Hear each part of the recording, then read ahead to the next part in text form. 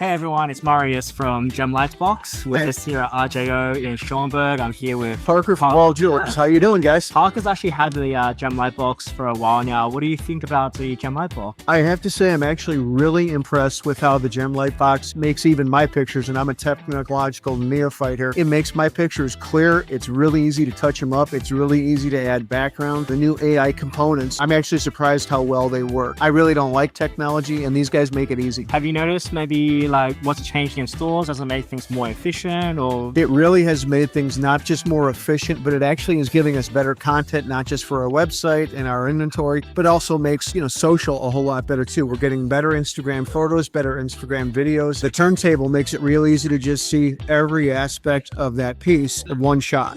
What do you think about first impressions of the new GemSparkle? Okay, so the new GemSparkle, I think it's gonna be great for videos. Take a piece outside, show it out with the background of our store. But also what I really like about it is I'm gonna be able to show that complicated repair person, look, you really do need prongs. These guys are paper thin, the stone's gonna fall out. It'll pay for itself in 2 repairs. That's great to hear. It's good to see you as always, Parker. Absolutely, Myers. Let's see you later, buddy. Yeah.